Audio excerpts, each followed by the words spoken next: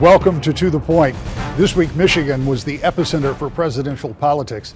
Democratic nominee Joe Biden was in Warren on Wednesday, President Trump in Saginaw County on Thursday, and the differences could not be more stark. Style and messaging, interpretation of the state of the country, and the race for the White House. This morning, excerpts from both candidates and a take from their respective state party chairs. First, former Vice President Biden offered a scathing review of the President Trump's handling of the pandemic. The recently surfaced tape showing the president knew more about the danger of COVID-19 than he had said publicly and purposely played down the threat. He also talked about what he sees as past successes in helping Michigan's economy and what he would do if elected.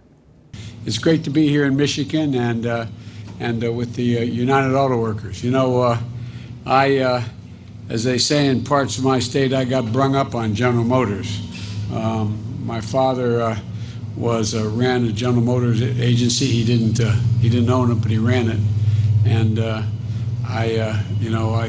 cars are cars are cars. And by the way, I still have my '67 Corvette. That's new. That was new. I still keep that. But I got to tell you, I'm waiting for that electric one you just all made that goes 210 miles an hour. But that's a different story. Look. Earlier this week, and the reason we're a little bit late here, we found as I was getting off the plane, the press asked me a legitimate question that I did not have the background on because it occurred on the plane. Earlier this week, we celebrated Labor Day, and here at the heart of the American automobile industry, we never forget everything that we owe the unions. And unions, as you've heard me say many times, built this country. Unions built the economy, the economic engine that has driven American manufacturing dynamism, and literally, in the case of the auto workers, you're the ones that did it. So I want to thank you again, UAW Region 1, for hosting me today. And it's great to see Senator Stabenow, my good friend Debbie Stabenow. Got a chance to spend a little time with the governor, but Senator Stabenow and I worked together on an awful lot of matters over the years in the United States Senate. She was a great partner to me when I was vice president. And we worked in lockstep to get the people of Michigan back on their feet. We were joined by one of the best and brightest and hardest working governors around, my friend Gretchen Whitmer. And if you're wondering what responsible, strong executive leadership looks like in COVID-19, just look at this executive right here. Governor, you've done an incredible job steering the people of Michigan through a turbulent time. Much of it is brought on by Donald Trump's lack of leadership. You've been rock solid, Governor. You've listened to the experts, and you've led with science. And you put the needs of the people who are hurting first, helping them get through this crisis. Meanwhile, on the day that we hit 190,000 dead in the United States because of COVID-19, we just learned from the Washington Post columnist Bob Woodward that the President of the United States has admitted on tape in February he knew about COVID-19 that had passed through the air. He knew how deadly it was. It was much more deadly than the flu. He knew and purposely played it down. Worse, he lied to the American people. He knowingly and willingly lied about the threat it posed to the country for months. He had the information. He knew how dangerous it was. And while this deadly disease ripped through our nation, he failed to do his job on purpose. It was a life and death betrayal of the American people. Experts say that if he had acted just 1 week sooner, 36,000 people would have been saved. If he acted 2 weeks sooner, back in March, 54,000 lives would have been spared in March and April alone. You know, his failure has not only cost lives, it sent our economy in a tailspin. It cost millions more in American livelihoods. This is a recession created by Donald Trump's negligence, and he is unfit for this job as a consequence of it. How many schools aren't open right now? How many kids are starting the new school year the same way they ended the last one, at home? How many parents feel abandoned and overwhelmed? How many frontline workers are exhausted and pushed to their limits? And how many families are missing loved ones at their dinner table tonight because of his failures? It's beyond despicable. It's a dereliction of duty. It's a disgrace. Donald Trump doesn't understand what it means to serve something bigger than yourself. He doesn't understand duty, honor, country. He lives by a different code. Lies, selfishness, greed. Yes, Donald Trump and I have a pretty different philosophy when it comes to giving our word. Mine means something. When I tell the American people I'm going to do something, I follow through. Here in Michigan, you know that's true. When Barack and I took office back in 2009, the economy was crashing. We inherited an economy in free fall. And millions of Americans, including so many right here in Michigan, lost their jobs, their homes, and their savings. With the help of Debbie breaking her neck here, President Obama and I worked hard. He put me in charge of the Recovery Act. I spent a lot of time here in Michigan and Detroit working with you and Senator Stabenow and thinking every single day about the folks on the factory line busting their necks just trying to put food on the table. A lot of folks were all ready to count Detroit out, as well as the auto American industry to count it out. But I knew what Debbie knew, what I've known always. It's never a good bet to bet against the American worker. So when we promised to stand with the American auto industry, we delivered.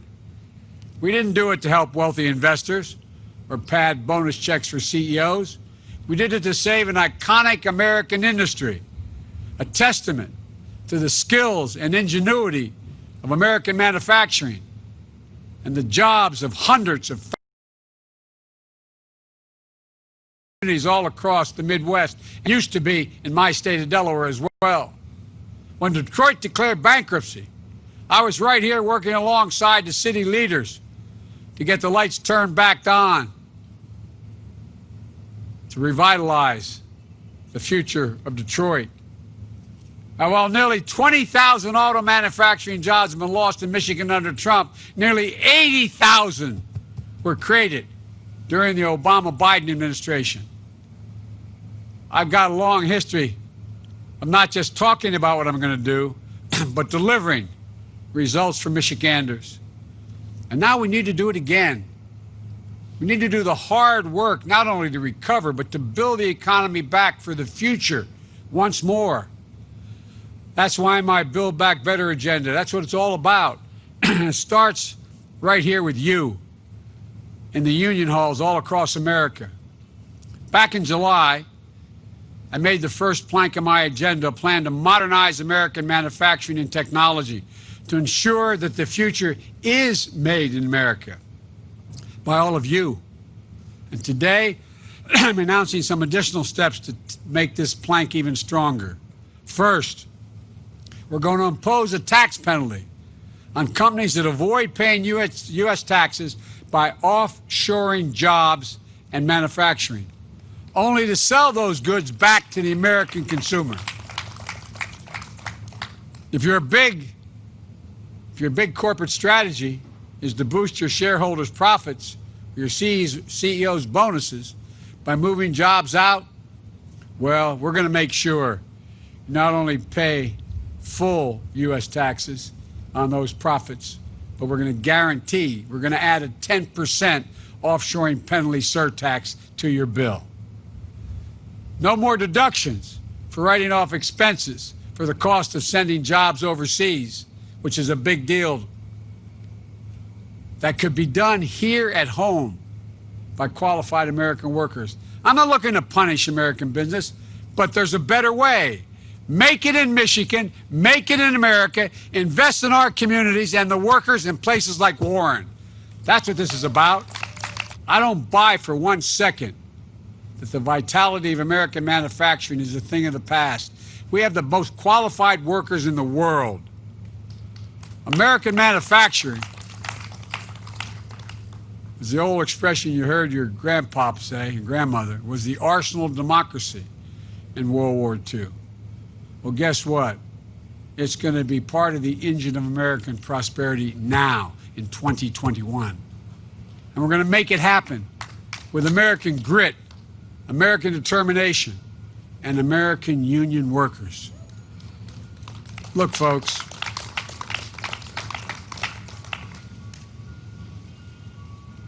that's my promise to you. And keep in mind, you know, when back in the 30s, they set up a law relating to unions, it said that not you could have a union, it said the government should encourage unions to increase but you're going to have the best, most friendly union president in the history of the United States of America when I'm in the White House. Michigan Democratic Chair Lavora Barnes weighed in on the importance of Michigan and the two very different types of campaigning. I've been saying it all along. The road to the White House runs right through Michigan because we were so close in 2016, because this party has reinvented itself. And we've been working hard since 2017 to make sure that we're talking to voters in every corner of the state. You know, we've had this 83 county strategy that we've been implementing all in preparation for this election, this time right now.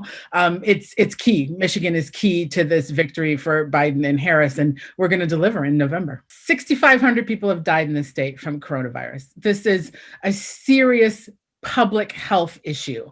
And the thought of bringing 5,000 people together in a room, all of whom probably will not be masked, is frightening to me. I don't understand why anyone would do it right now. It is not safe and it is not smart.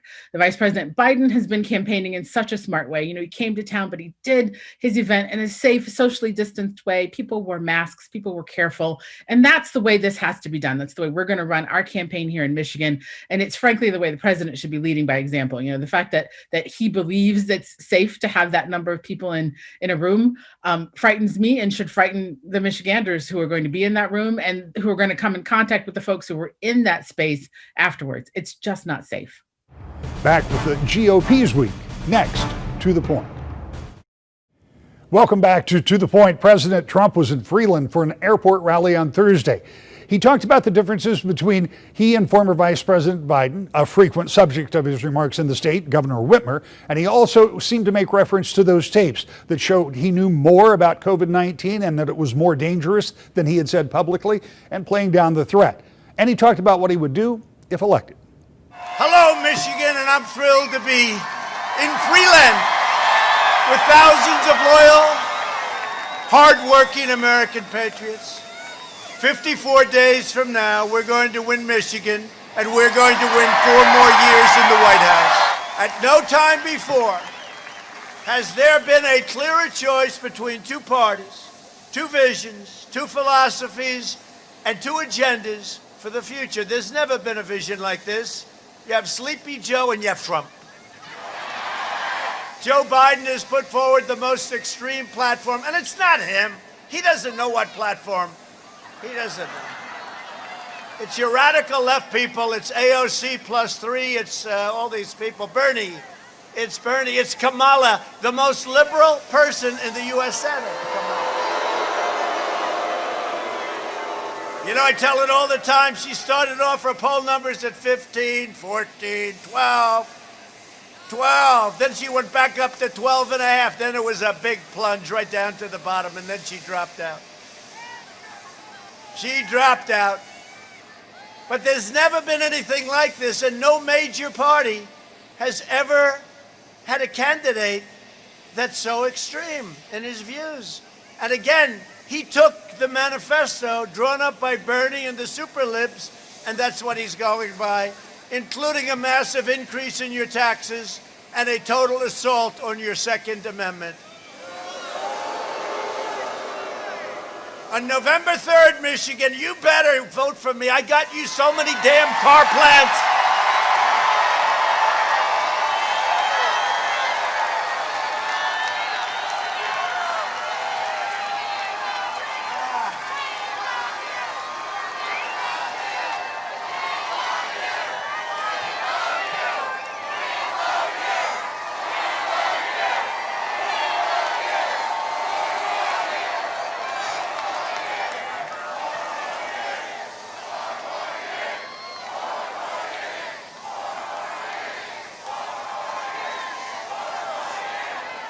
I'll tell you what, I'll be so angry at you.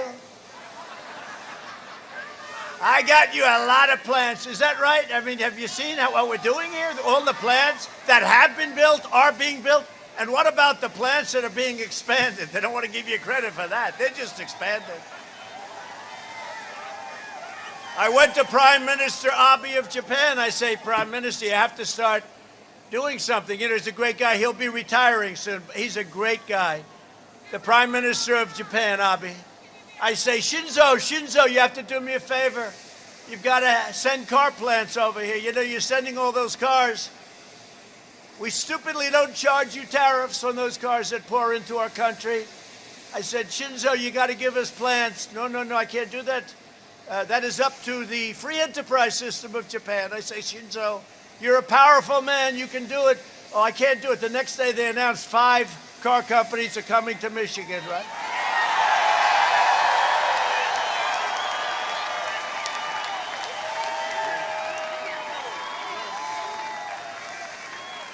And you hadn't had a plant built. Now they've been building it for a number of years. But you hadn't had a plant built in like 42 years. You know, they were the old plants. And it's been amazing what's happened in Michigan. But honestly, it's been amazing what's happened in Ohio and North Carolina and South Carolina and Florida and New Hampshire and so many other places. Our country is doing great. We had to take a pause to get rid of the China virus. And we're coming around that turn. I'm telling you, you watch next year better than last year. It's going to be better than last year. Michigan will decide whether we will quickly return to record prosperity or whether we'll allow Sleepy Joe to impose $4 trillion in tax hikes, ban American energy, confiscate your guns, shut down the economy and tell your governor to open up your state.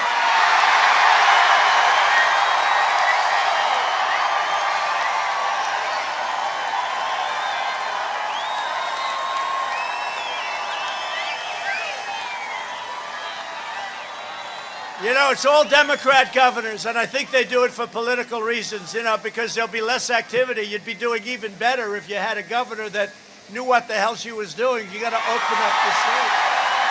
As the British government advised the British people in the face of World War II, keep calm and carry on. That's what I did. This whack job that wrote the book, he said, well, Trump knew a little bit. They wanted me to come out and scream, people are dying, we're dying. No, we did it just the right way. We have to be calm. We don't want to be crazed lunatics. We have to lead. When Hitler was bombing, I don't know if you know this, when Hitler was bombing London, Churchill, great leader, would oftentimes go to a roof in London and speak. And he always spoke with calmness. He said, we have to show calmness. No, we did it the right way, and we've done a job like nobody. All of those great generals, all of those great admirals, our great Vice President, Mike Pence, they did a fantastic job. Our doctors, and they don't get any credit because they want to discredit us as much as possible because they want it to carry over to November 3rd. But we've done a fantastic job. I think we've probably done the best job of any country, certainly of any major country anywhere in the world on the pandemic. A vote for Republicans is a vote for safe communities, great jobs, and a limitless future for all Americans. Instead of letting Washington change us, despite all that we have been through, we are changing Washington.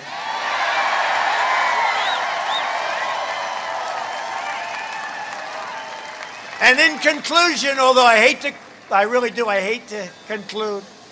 I hate to conclude because I love being with you. I do.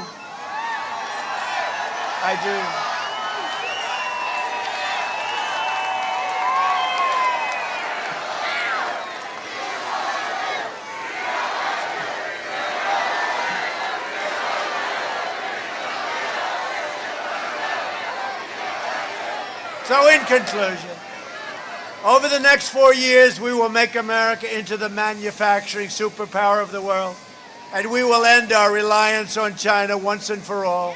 We've been doing it anyway. We will make our medical supplies right here in the United States and right here in Michigan. We will enact fair trade deals that create American jobs and grow American wages. We will rapidly return to full employment, soaring incomes, and record prosperity, and that's already happening. We will hire more police, increase penalties for assaults on law enforcement, surge federal prosecutors into high-crime communities, and we will ban sanctuary cities. We will appoint prosecutors, judges, and justices who believe in enforcing the law, not their own political agenda. We will ensure equal justice for citizens of every race, color, religion, and creed. We will defend the dignity of work and the sanctity of life. We will uphold religious liberty, free speech, and the right to keep and bear arms.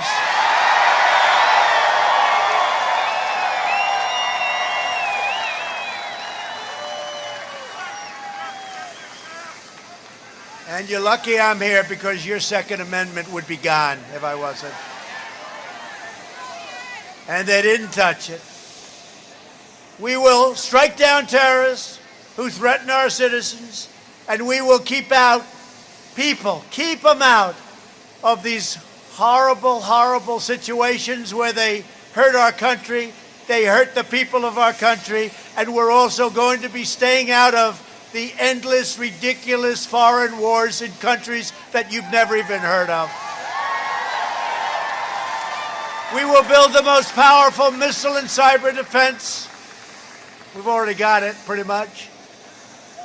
And we will maintain peace through strength. Michigan Republican Chair Laura Cox talked about how she sees the state of the race in Michigan and the differences in how the two campaigns are hitting the trail in the state. Well, the president never forgot Michigan in 2016, and he continues to do that. He was here earlier in the year to talk about to the voters, to the Michigan workers, about building ventilators, which he had asked them to do to take care of people during this pandemic. And so it was awesome that he went and spoke directly to the people that were building ventilators. And he's coming back, and we're excited to have him in Saginaw Valley and talk to the voters directly in Michigan about his vision and policies for the next 4 years. Well, I think it tells the story is that Joe Biden, what he's doing is not talking to the people of Michigan. He's limited the press to come in only, which he could just do from his basement as far as I'm concerned. I don't understand why he's even coming to Michigan. And the president wants to talk directly to the voters, to the people of Michigan, talk to the Michigan workers, talk about the policies that he's pushed to make their lives better, tax reform, USMCA, which is a huge boon for the Michigan worker in manufacturing and agriculture. He's going to talk about defending the police, the men and women in blue that keep our communities safe. He's going to do all those things and talk about his vision for the next 4 years. And we're excited he's coming directly and talking to the people of Michigan. We're back with the final thought next. To the point. It was a flurry of activity on the presidential front this week, and as long as Michigan remains tight in polling, we may see a lot more of this kind of campaigning, and we'll bring it to you every week right here. To the point.